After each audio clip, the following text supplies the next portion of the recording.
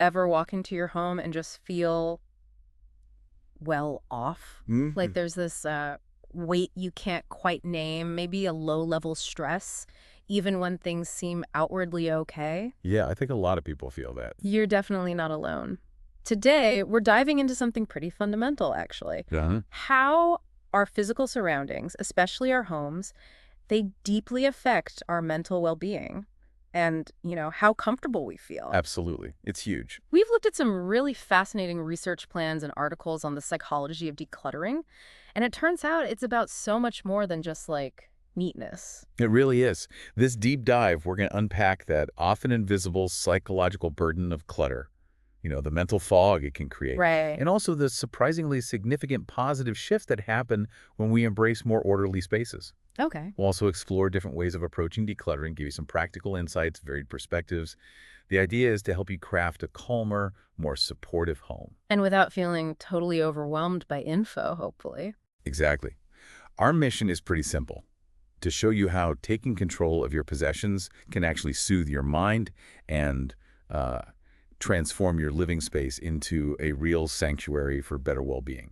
Okay, let's get right into it then. When we think of clutter, we might just picture, a messy room. Sure. But the research points to something much deeper, right? Mhm. There's a real kind of tangible link between clutter and those feelings of stress and anxiety that are just so common. That's absolutely right. Disorganized spaces aren't just visually, well, unappealing. They actually trigger negative emotional Speak states. to them. How so? Well, studies have actually connected cluttered homes to elevated cortisol levels. Cortisol, that's the stress hormone. That's the one, your body's stress Yeah. hormone. And interestingly, some research noted this, particularly in women who perceive their homes as cluttered. They showed higher cortisol levels throughout their day. Wow. Think of it like this. A messy home is literally putting your body on edge. That's a key insight. But why the emphasis on women in some of that research? Is it different for men? Yeah, that raises a really important point about potential gendered experiences. Hmm. Some theories suggest women may still, on average, bear a greater perceived responsibility for the home environment, Okay. which could sort of amplify their stress response to the disarray. Makes sense. It's also been proposed that visual clutter might subconsciously signal more work, more anticipated work to some, leading to a higher mental load. Ah, the mental load. Right. But, and this is vital, while these studies might highlight certain trends, the challenges of clutter, they're not specific to any gender. They affect individuals right across the spectrum. Right, yeah. It's about how the clutter makes anyone feel. And it sounds like feeling overwhelmed is a core part of that negative impact. Precisely. Clutter acts like a constant visual to-do list. Yeah. Unfinished tasks, general disarray. It's Yeah. just always there. Like visual noise. Exactly, this ongoing visual noise. It significantly contributes to those feelings of being overwhelmed. And for anyone already prone to anxiety, this environmental stress can really amplify those feelings. It's like your brain just can't fully power down. Yeah. Speaking of brains, the research also looks at how clutter affects our thinking, leading to what some call cognitive chaos. Can you break that down for us a bit? Sure, think of it this way. Our brains, they're basically wired for order. Okay. So when they're bombarded with excessive disorganized stimuli, all that stuff, they have to work much harder just to process everything. Right. Clutter creates what's been described as visual static. All this unnecessary information competing for your attention, Visual static. I like that. it leads to sensory and cognitive overload. And that makes it tougher to focus, to concentrate, and to, effectively process information. So it literally makes thinking harder. It does. There's even fMRI research, brain scan research, showing that clearing clutter from both work and home spaces leads to more efficient brain function. Wow. Actual brain scans. Yeah. Yep. A clear space really can equal a clearer mind for the bigger things. That's powerful. And it's not just about focus, is it? I remember reading about decision fatigue being linked to clutter, too. That's a critical point. Consider this. Every single item in a cluttered space, at some level, requires a micro decision. Like what? Should I move it, keep it, use it, tidy it? Even if you're not consciously aware of it, your brain is processing it. Huh? All these tiny decisions throughout the day, they just deplete your mental energy. They leave less capacity for more important tasks. And that's the decision fatigue. Exactly. And ironically, the very inability to make decisions about possessions is often a major reason why clutter accumulates in the first place. Oh, right. It's a bit of a vicious cycle then. A total vicious cycle. And that decision fatigue, that feeds into procrastination, doesn't it? The mess just gets so overwhelming, you just don't even know where to start. Precisely. The sheer volume of clutter can feel completely insurmountable. Even just finding what you need becomes this frustrating, time-consuming ordeal. So avoidance feels like the easier option, in the short term. Mm-hmm. Dr. Joseph Ferrari's work, he's done a lot on this, consistently shows this really strong connection between clutter and procrastination. Interesting. Plus, like we touched on, that cognitive overload from clutter, it can also impair your working memory. Makes it even harder to stay on task. Okay, so it's stress, anxiety, brain drain, putting things off. That's a heavy toll already. But there's Yeah. also a real emotional fallout from clutter, isn't there? It's more than just feeling overwhelmed. Oh, absolutely. Yeah. The range of negative emotions linked to cluttered living spaces is, well, significant. Like what kind of emotions? Think about feelings like confusion, tension, that constant underlying irritability, Hmm. frustration when you can't find things, even helplessness, Yeah. feeling trapped by all this stuff, and ultimately just a sense of defeat. Yeah, I can imagine. And beyond those immediate feelings, clutter often carries this emotional baggage. Yeah, like the guilt associated with unused expensive items Hmm. or gifts you feel obligated to keep even if you don't like them. Oh, the guilt gifts. Yeah, exactly. Yeah. And then there's the shame, that feeling of inadequacy about not being able to manage your belongings or maintain an orderly home. And Mm-hmm. these feelings, sadly, can lead to people withdrawing socially. They get embarrassed to have others see their living space. That totally resonates. I can absolutely see how that shame could make you want to hide your home. And I know the research also connects clutter to more serious mood issues like depression. Yes, when we look at the broader picture of mental health, the consistent link between clutter and depressive symptoms or just a generally low mood is quite concerning. How does that work? Well, it can become a negative feedback loop. A Yeah. low mood drains your energy and motivation to declutter. Right. And then the resulting messy environment just further deepens those feelings of hopelessness and overwhelm. So it feeds itself. It really does. Studies have indeed reported higher rates of depression or depressive symptoms among people living in significantly cluttered homes. Wow. It's like the clutter becomes a physical manifestation of those negative feelings. And it sounds like this isn't just a problem for one age group either. That's right. Research consistently shows an inverse relationship between clutter and overall life satisfaction across different age groups. Really? From young people to older adults? Yep, from college students right through to older adults. And interestingly, this negative impact seems to become even more pronounced as people age. Why is that? Well, clutter appears to negatively affect that fundamental feeling of being psychologically at home, Mm-hmm. that sense of sanctuary. Mm-hmm. And that, in turn, impacts overall life satisfaction. Okay, so the effects of clutter are really wide-ranging. They hit our mental state, our emotional state, but it doesn't stop there, does it? You mentioned wider impacts on sleep, health, relationships. Absolutely. It ripples outwards. Messy environments, particularly bedrooms, have been strongly linked to various sleep problems. Like what? Difficulty falling asleep, more frequent disruptions during the night.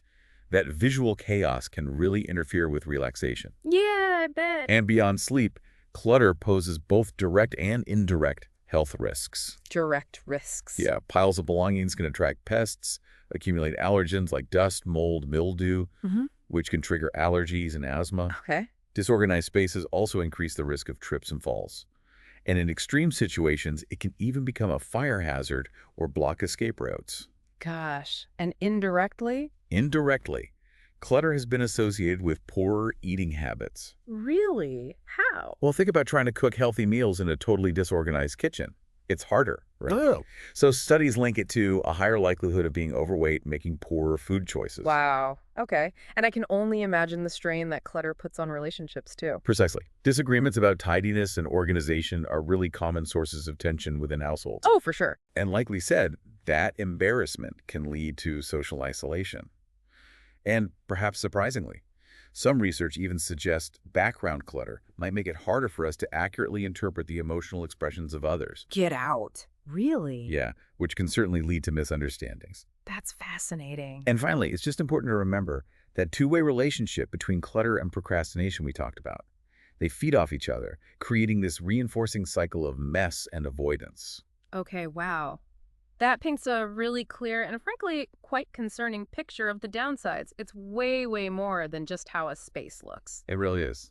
But thankfully, the research also explores the other side of the coin, the positive effects of creating orderly spaces. Yes. It's not just about taking away the bad stuff, it's about actively building a better mental state. Exactly. Creating orderly, organized spaces has a consistently positive impact on our psychology. It's about actively shifting from that feeling of chaos to one of calm and cultivating a stronger sense of overall well-being. So, how exactly do orderly spaces help us feel calmer and less anxious? I mean, it seems obvious, but what's the science behind it? Well, think about how our brains process information, like we discussed with the visual static. Right. Organized environments offer a much-needed break from that constant visual and mental stimulation of clutter. Okay. This allows your mind to finally settle, and that naturally leads to lower stress and anxiety levels. So, removing the noise. Exactly. By removing those persistent visual reminders of incomplete tasks and general disarray, a tidy space truly becomes a sanctuary. It promotes tranquility and a greater sense of emotional balance. Mm-hmm. And even the act of cleaning and organizing itself can be therapeutic. It can potentially lower those cortisol levels we mentioned Ah, and okay. even release positive neurochemicals like dopamine, the reward chemical, contributing to a more positive state overall. So, the process helps too. Definitely. And when your environment isn't a source of stress, it just becomes much easier to relax fully, both physically and mentally. That makes a lot of sense. It's like giving your brain a much needed vacation. And I know a lot of people struggle with focus, especially now with more people working from home. Do orderly spaces help with that too? Oh, absolutely. Orderly spaces are very conducive to better cognitive function. How so? By minimizing those visual distractions, a clean and organized environment allows your brain to focus much more effectively on the task at hand. Less competition for attention. Precisely. This reduction in that visual static frees up cognitive resources that were previously being used just to process the surrounding chaos. Okay. As a result, people often experience enhanced mental clarity. It becomes easier to think clearly, process information, make decisions. And presumably that boosts productivity. Naturally, this improved focus and clarity lead to increased productivity and efficiency. You spend less time and mental energy just searching for things or feeling overwhelmed by the mess. It allows you to concentrate on what really matters. Yeah. Now, some might argue that a bit of mess can spark creativity. That's a debate. Yeah, I've heard that. But for many, many people, a decluttered space acts more like a blank canvas.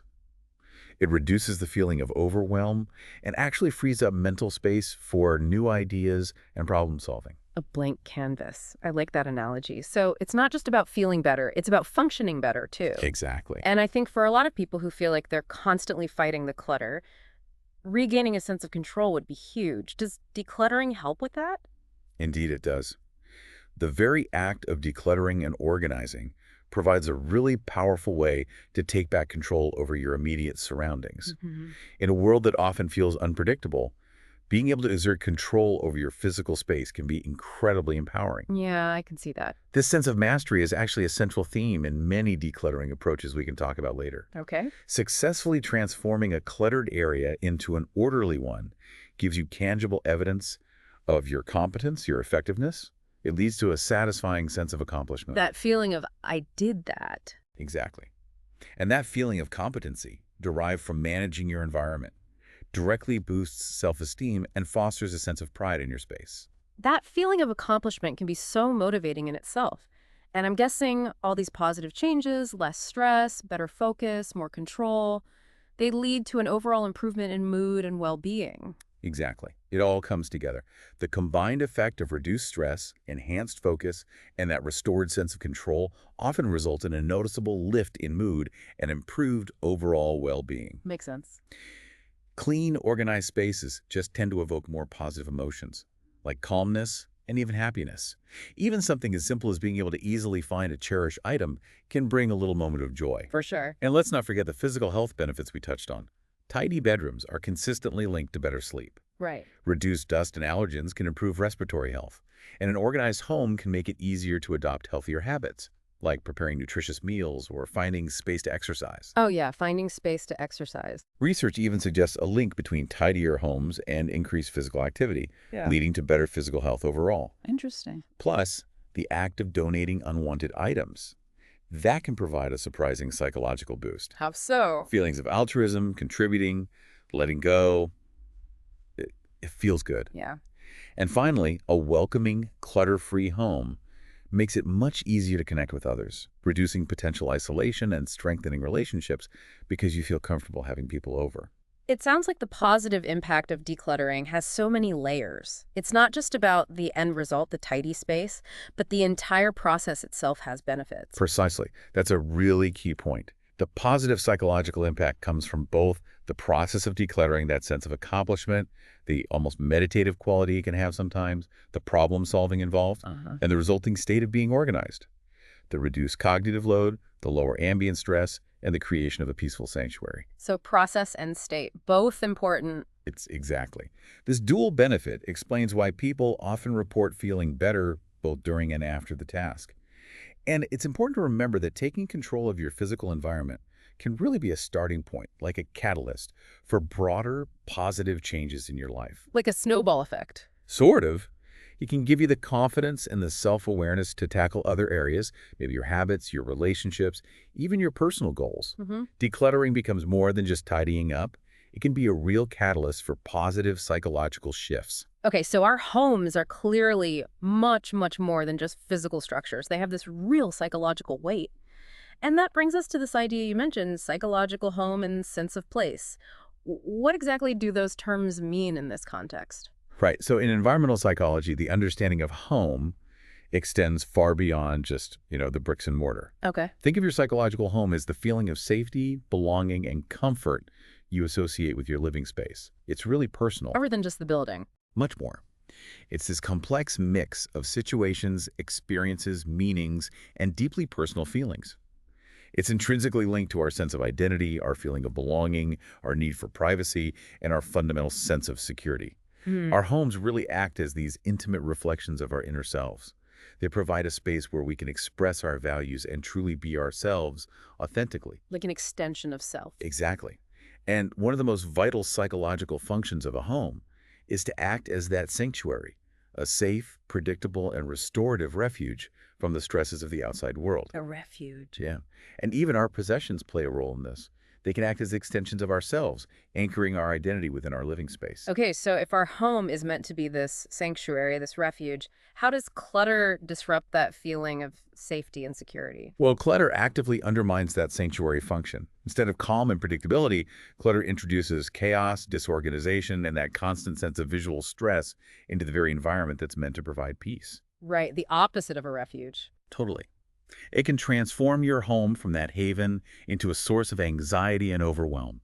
It erodes those positive feelings associated with your psychological home and really diminishes your overall well-being. How specifically? Clutter can compromise the core psychological functions of a home. It can create physical hazards, undermining safety. It can obscure your personal identity beneath layers of disorganization. It diminishes your sense of control over your environment. And like we said, it can lead to social isolation, weakening your sense of belonging. Wow. It really hits all those core needs. That's a powerful way to think about it. So the opposite must be true. Tidiness helps to restore that sanctuary feeling. Precisely. Tidiness and organization essentially restore and reinforce the home's crucial role as a sanctuary. A clean, orderly environment fosters those essential feelings of calm, comfort, support, and security. It brings back the predictability. It's exactly. Neatness introduces an element of predictability, which in turn helps to reduce mental fatigue and anxiety. Yeah. By removing those visual stressors and the constant reminders of unfinished tasks, an uncluttered space makes it significantly easier to truly relax, to unwind, to mentally recharge, and to feel genuinely at ease within your own home. So decluttering is a really big piece of creating that haven, that sanctuary. But it's not the whole picture, right? It's also about personalization, making the space feel truly comfortable after the clutter is gone. You've hit on a crucial point there. Achieving a truly comforting home environment involves more than just subtracting the clutter. Okay. It's also about the intentional addition of elements that foster positive emotions and truly reflect your personal identity. Adding things back in thoughtfully. Exactly. Once you've removed the disruptive influence of clutter, you can mindfully curate your space to enhance comfort and overall well-being. This could involve incorporating personal comfort items, those objects that hold positive meaning for you, or provide sensory pleasure. Like a favorite blanket or... Yeah. or a meaningful gift, a scent you love. Surrounding yourself with objects that are genuinely valued and loved is key. Right. And the sensory experience of your home also plays a significant role. Things like the color palettes you choose, the quality and amount of natural light, Oh, light is huge. huge. The textures of your furnishings, even the overall layout of your rooms, how easy it is to move around that can influence your mood and Yeah. potentially reduce feelings of anxiety and depression. Simple things matter. Absolutely. Even just opening your blinds to let in more sunlight can make a real difference. Personalization is what truly transforms a house into a psychological home. How do you mean? Displaying things like photographs, artwork, personal mementos, it helps create a visual narrative of your life and identity. It fosters feelings of familiarity and deep comfort. You could add positive affirmations or quotes that resonate. And let's not forget functionality. Furniture should fit the space.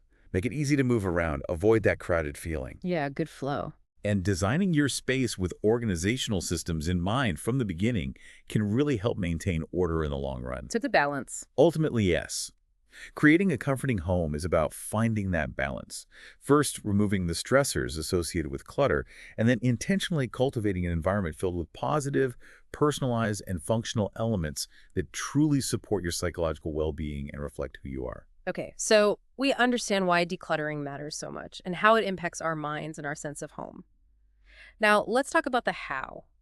There are just so many different approaches to decluttering out there. Oh, there are.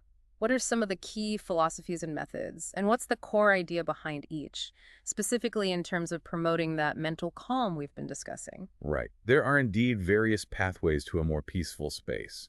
And different methods often resonate with people for different reasons, tapping into different psychological needs. Let's start with maybe the most famous one right now, the KonMari method, Marie Kondo. What's the central idea there? The KonMari method, yeah, it centers on one key principle, keeping only those items that spark joy. Spark joy. So the focus isn't so much on what to get rid of, but actively choosing what to keep based on that positive emotional response. Okay. The process involves tidying by category clothes, then books, papers, miscellaneous items, come and know, and finally sentimental items rather than room by room. By category, right. You physically handle each item within a category and ask yourself, does this spark joy? Visualizing your ideal life beforehand is a big motivator. And a unique element is thanking items before letting them go. Thanking them. Yeah, acknowledging their service. Storage is addressed only after you've decided what to keep. And the psychology behind that. Psychologically, KonMari directly engages positive emotions as your primary decision-making tool. It aims to create a living space filled only with things that bring you happiness and support your well-being. The act of confronting your possessions and repeatedly asking that spark joy question can also help clarify your personal values and priorities. Interesting. It sounds very focused on our emotional connection to objects. What about minimalism? How does that differ? It feels related, but different. It is related, but yeah, different. Right. Minimalism is less a strict method and more a broad philosophy. It's centered on intentional living with only the essentials. Essential. It prioritizes experiences, relationships, personal growth over simply accumulating material possessions. The focus shifts to the purpose, the function, and the genuine value an item brings to your life. More rational, maybe? In a way, the process often involves a conscious and ongoing reduction of possessions, sometimes even commitments, aiming to declutter your physical environment to clear mental space. Mindful consumption, being very deliberate about what you acquire, is absolutely key. So it's a lifestyle. Very much so. Psychologically, it aims to reduce stress, anxiety, cognitive overload, and decision fatigue by simplifying your choices and eliminating those environmental distractions. The idea is that a clutter-free environment fosters a clutter-free mind, enhancing focus, productivity, overall mood. Makes sense. By detaching your sense of self-worth from what you own, minimalism can cultivate a greater sense of control, personal freedom, and contentment. It really encourages self-reflection and aligning your life with your core values. It naturally fosters mindfulness and appreciation for what you already have. Okay, so KonMari is about joy, minimalism is about intention, and less is more. What about more practical, maybe less philosophical, step-by-step approaches? I've heard of the room-by-room method. That's a very practical, common approach. You tackle clutter in smaller, more manageable chunks. You focus on one specific area at a time, maybe a single room, or even just a drawer or one shelf before moving on. Breaking it down. Exactly. You choose a starting point, maybe the room you use most, Hmm. or the area that feels most cluttered, or maybe easiest to get a quick win. Setting small, achievable goals for each segment is crucial. Right. The emphasis is on completing one area before starting another. That provides a satisfying sense of closure and accomplishment. And the psychology there. Less overwhelm. That's the main psychological benefit. It's very effective at preventing that feeling of overwhelm that can often just paralyze people before they even start. Yeah. By breaking down a huge task into smaller steps, it feels much more doable. Uh-huh. And achieving success in one small area gives you that tangible sense of progress, which really boosts your confidence and motivates you to keep going and builds momentum. That definitely sounds less intimidating than trying to declutter your entire home at once. Now, there's also this idea, Swedish death cleaning. It sounds a bit morbid, but I'm curious, what's the thinking behind that? Yeah, the name is attention-grabbing. Swedish death cleaning, or dustadning, literally combines the words for death and cleaning. But the core idea is actually quite thoughtful. Okay. It's about gradually decluttering throughout your life, with the main goal of reducing the burden on your loved ones who would otherwise have to sort through everything after you pass away. Ah, I see. It's pragmatic. Very pragmatic and framed as a considerate act. While it's often associated with later life, its principles can really be applied at any age. How does it work? The process is typically gradual. It involves sorting items to keep, gift, donate, sell, or discard.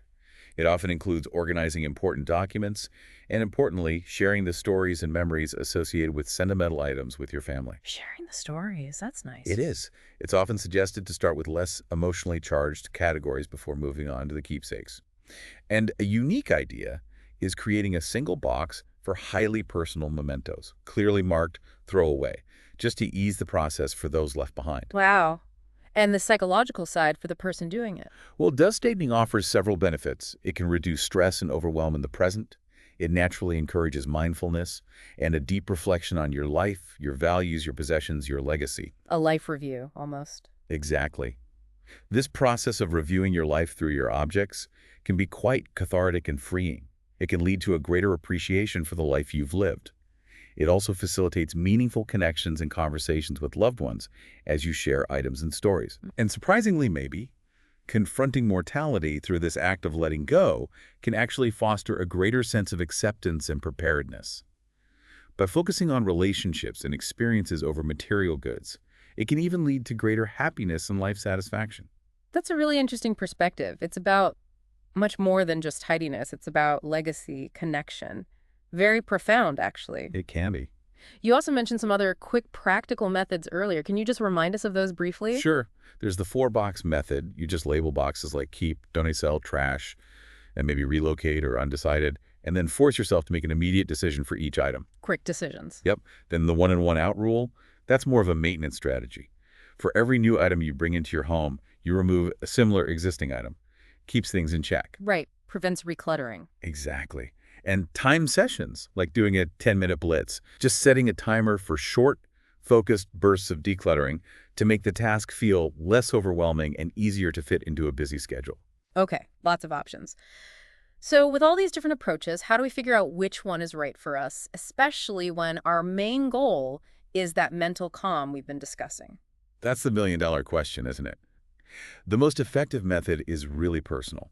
It depends heavily on your individual needs, your personality, how you think, what motivates you. Right. For example, KonMari might appeal to those who are very in tune with their emotions, but its intensity could be too much for others. Yeah, handling every single item sounds like a lot. It can be. Minimalism offers a deep, value-driven change, but might feel too restrictive if you don't adapt it to your own life. The room-by-room approach is great for managing overwhelm, but it can be a slower process and maybe lacks that overarching vision. Mm-hmm. Swedish death cleaning offers profound meaning, but requires confronting difficult topics, which not everyone is ready for. And those practical techniques like the boxes or timers provide structure, but might not address the underlying reasons for the clutter. So think about the why. Exactly. And it's helpful to consider the core psychological mechanism each method leverages. KonMari uses positive emotions, right? Sparking joy. Right. Minimalism focuses on changing your mindset, cognitive reappraisal, being intentional. Room by room breaks tasks down for easier wins, leveraging reinforcement. And Swedish death cleaning taps into thinking about the future and your relationships as motivation. Interesting breakdown. Ultimately, many of these methods share a common thread of encouraging mindfulness. That is, consciously and presently engaging with your possessions and the decisions you make about them. Being present with your stuff. Yeah. The key is really to choose a method or maybe combine elements of methods that truly aligns with your psychological style and addresses your specific challenges, whether that's feeling overwhelmed, dealing with strong emotional attachments, or simply finding the time to get started. Okay, so we've maybe chosen our method or we're blending a few. What are some really practical strategies for actually getting started and, crucially, keeping the momentum going on this decluttering journey? Right? Starting is often the hardest part. First, try to adopt a positive mindset. Really focus on the benefits you'll experience, that calm, functional space you're aiming for. Visualize the outcome. Exactly. Set realistic expectations. This is usually a process, not an instant fix. Visualizing that desired outcome can be a powerful motivator. Okay. Effective planning helps too. Set those SMART goals specific, measurable, achievable, relevant, time-bound. Prioritize the areas you want to tackle first. Maybe start with the ones causing the most stress or where you can see the quickest results for a morale boost. Quick wins are good. Definitely. And most importantly, as we've touched on, start small. You hear this advice often because it really works. Mm. Focus on one manageable area, like a single drawer or just one shelf. Don't try to boil the ocean. Exactly. Completing these small tasks gives you immediate positive feedback. It builds the confidence and the momentum you need for bigger projects. It overcomes that initial inertia. Okay, starting small feels less daunting. But once you're in the middle of it, deciding what to keep and what to let go of, that can be really tough. What are some good questions to ask yourself about each item? Yeah, the art of decision-making is absolutely central to decluttering. You can start with practical questions. Have I used this in the last 6 months? Or a year? Be honest. Be honest. Is it still functional? Do I truly need it? Is it easily replaceable if I did need it later and relatively inexpensive? Good point. Does it fit my current lifestyle and the future I actually envision for myself, Right. not some fantasy future? Right. Also, consider the hidden costs, the space it takes up, the mental energy, the effort to maintain or clean it. The cost of ownership. Exactly. A good rule of thumb is to try and keep only what you actively use, genuinely need, or truly love and brings you joy. Use, need, or love. Pretty much. And of course, if you're using KonMari, that emotional question, does this spark joy, is the key guide. But often the biggest challenge is those emotional attachments, isn't it? The memories, the guilt. Absolutely. It's vital to acknowledge that your possessions often represent memories, aspirations, connections to people, feelings of guilt, like with gifts, fear of needing it later, and nostalgia are completely normal. So how do you navigate that? There are strategies. You can try thanking an item for its purpose, like KonMari suggests. Remind yourself that a gift's main purpose was fulfilled the moment you received it with love. Remember that your memories live within you, not solely within the objects. The memory isn't the thing. Precisely. Taking photos of sentimental items before letting them go can also help capture the memory without keeping the physical object. And always try to focus on the positive outcomes of decluttering the space you'll gain, the calm you'll achieve, rather than dwelling on what you might feel like you're losing. Focusing on the positive future, those are really helpful ways to approach it. What about those common roadblocks that seem to trip almost everyone up at some point, like just feeling totally overwhelmed or getting stuck on sentimental stuff? Any specific tips for those? Yeah, those are the big ones. Overwhelm is huge. The key, again, is break it down. Smaller, manageable tasks. Use timers, work for 15 minutes, then take a break. Don't try to do everything at once. Focus on just one task or one small area. And honestly, don't hesitate to ask for help from a non-judgmental friend or even consider a professional organizer if it feels too much. Okay, break it down, get help. What about the sentimental stuff? For emotional attachment, it can be helpful to postpone decisions on those really tough sentimental items until later in the process when your decision-making muscle is stronger. Try to apply more objective rules where possible, like the haven't used it in X years rule. Acknowledge the emotions, let yourself feel sad or nostalgic, but try not to let them completely paralyze your decisions. Easier said than done sometimes. It is. Getting an objective perspective from a friend can be really valuable here. Do you think I'll really use this again? As we mentioned, taking photos can help preserve the memory. And sometimes focusing on sharing the story associated with the item with someone else can help you process the emotion and eventually release the object itself. Telling the story. I like that. What about time constraints? Everyone's busy. Time is always a challenge. Even if you only have 10–15 minutes a day or maybe a couple of longer sessions a week, schedule those short decluttering appointments with yourself. Try to integrate tidying into your daily routines, the 1-minute rule for putting things away immediately. If you live with others, try to make it a team effort if possible. And setting deadlines for when you want to have a certain area completed can provide extra motivation. Okay. Lack of motivation when you just can't face it. That's tough. Remind yourself of your why. Why did you want to declutter in the first place? Visualize that end result again. Start with the really easy tasks where you'll see quick results that builds momentum. Seek accountability, tell someone your goals, have them check in, and practice positive self-talk. Don't beat yourself up if you miss a session. Be kind to yourself. Definitely. Indecision is another common stumbling block. Just can't decide. Go back to those clear criteria we talked about. Use, need, love. Use structured methods like the four-box system to force a decision category. Don't be afraid to ask for input from someone you trust. If you're really stuck, temporarily set the item aside in an undecided box with a firm commitment to revisit it in, say, a month, The maybe box. but with a deadline. And finally, that fear of future need or regret, what if I need this someday? Challenge those someday thoughts. Honestly assess how likely you are to actually need the item and what the real consequences would be if you did and no longer had it. Could you borrow one? Could you buy a replacement relatively easily? Try to focus your decisions on your present needs and your envisioned realistic future, rather than getting stuck in unlikely hypothetical situations. That's a good point. Overcoming these hurdles often requires more than just tactics. It needs a real psychological shift in how you think about your possessions, your time, and the whole process. It's about addressing those underlying factors, not just the physical stuff. Okay. So let's say you've done it. You've decluttered. You're feeling that sense of calm, that control. How do you make sure it sticks? How do you maintain that serenity and not just end up back where you started in 6 months? That's the crucial next step, isn't it? Maintenance. Maintaining a decluttered space is definitely an ongoing effort. It's not one and done. Right. It's really about building lasting habits and fundamentally changing your relationship with bringing new things into your home. Habits are key. Absolutely. Incorporate short, daily tidy-up routines, even just 5 or 10 minutes before bed, putting things back where they belong. Stick to that principle of everything has a home.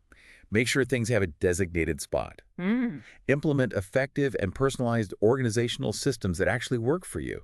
This might involve using containers, labels, drawer dividers, whatever makes it easy to put things away and find them again. Make it easy to be tidy. Exactly. And mindful consumption is absolutely key to prevention.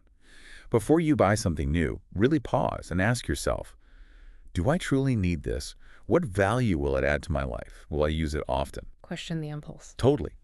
Consider its long-term utility and even its environmental impact. Focus on buying quality items that will last, rather than cheaper, disposable things or those tempting impulse buys. Quality over quantity. Yes. And definitely adopt that one-in, one-out rule for categories you struggle with. New sweater comes in, an old one goes out. Keeps the balance. It does. Make it a habit to regularly reassess your belongings, maybe once a season or once a year. Just do a quick sweep to get clutter before it builds up again. Stay vigilant. And perhaps most importantly, make sure you promptly remove any items you've decided to discard from your home. Don't let donation bags linger for months. Guilty. We all do it. Yeah. But donating, selling, recycling, or simply throwing things away completes the process. Recognizing the positive impact of donating can also be a great motivator here. Yeah. So sustaining that decluttered space really requires a two-pronged approach. Consistently managing what you already have through organization and regular small decluttering efforts, and being much more conscious and intentional about what you allow into your home in the future. That makes total sense. Manage the existing, control the incoming. This Yeah. has been so helpful. It's incredibly clear that decluttering has this real tangible impact on so many aspects of our lives. I know we've touched on some of the research, but what are some of the key insights from experts actually studying this about how it all plays out in the real world? Yeah, the research consistently backs up this powerful impact of our physical environment on our well-being. Dr. Joseph Ferrari's work, for example, he repeatedly shows that clutter negatively affects how satisfied we are with our lives across all ages. Right, we mentioned that. And it interferes with that essential feeling of home. He emphasizes the strong link between clutter and procrastination and points out that while we might connect our identity to our possessions, just having more stuff doesn't actually make us happier. He also makes a crucial distinction between everyday clutter, which most of us deal with, and the more serious condition of hoarding disorder, which is different. Important distinction. Very. Then Dr. Catherine Rosser's research, that really backs up the connection between clutter, stress, and those elevated cortisol levels we talked about earlier. The stress hormone link. Exactly. Her findings highlight how much more in control and free people feel after decluttering. And she also emphasizes the importance of sharing stories as a way to let go of items with emotional ties. Overall, her work clearly links decluttering to more positive emotions. Okay. And beyond these specific researchers, numerous studies like those from Princeton looking at focus, others linking clutter to unhealthy eating or impaired emotion interpretation, research in the Journal of Environmental Psychology on the feeling of home and well-being, they all point to the same conclusion. There's a significant negative relationship between clutter and our well-being in many, many areas of our lives. And while extreme clutter like hoarding is a serious issue needing specific help, even the everyday clutter most of us experience can have a real detrimental impact. The expert consensus is pretty clear. It's not just about the numbers and the studies, though, is it? I mean, there must be real-life examples, stories of how decluttering has truly changed people's lives for the better. Oh, absolutely. You see countless stories, people experiencing significant relief from stress, anxiety, even symptoms of depression after decluttering their homes. Real relief. Real relief. Hmm. Many find that the act of cleaning and organizing actually helps them feel more in control during stressful times. Generally, it becomes a coping mechanism. That makes sense. Therapists sometimes even recommend decluttering as part of their guidance because they recognize that strong link between our environment and our mental state. Dr. Emily Deans is one who's written about it. You hear personal accounts all the time about people feeling genuinely lighter, happier, more accomplished after tackling their clutter. That boost in self-esteem is real. Yeah. For those working from home, an organized workspace often leads to a noticeable increase in how productive they feel and actually are. I can attest to that one. Right. Even simple daily tasks, like preparing meals, just become less stressful and more enjoyable in an organized kitchen. Overall, well-being often improves. People report better sleep, having more space and energy for hobbies or exercise, Mm-hmm. feeling more comfortable having friends over, which strengthens their social connections. And that positive feeling associated with donating unwanted items, knowing they might help someone else, that can bring a real sense of satisfaction too. Yeah, the giving aspect. Even the difficult process of decluttering after losing someone close, while incredibly emotionally challenging, can ultimately lead to valuable reflection, a sense of closure, and often a more mindful approach to possessions moving forward. A tough but potentially healing process. Exactly. The bottom line from all these real-world experiences is that tidying our physical environment has tangible, positive effects across a really wide range of our lives. It matters. This has been such a comprehensive look into the world of clutter and decluttering. It's just so clear now that it's about much, much more than just having a tidy house. It's fundamentally connected to our mental and emotional well-being. Indeed. I think that's the core takeaway. We've seen how the state of our physical environment, especially our homes, is deeply intertwined with our mental and emotional health. Decluttering emerges as this really powerful tool we can use to influence our internal state, to reduce stress, improve focus, foster positive emotions. It's like actively shaping our inner world by shaping our outer world. That's a great way to put it. Actively creating order in our external world to support a more ordered inner world. And it sounds like, as you said, this is something that we need to keep working on. It's an ongoing practice, right? Not a one-time fix. Precisely.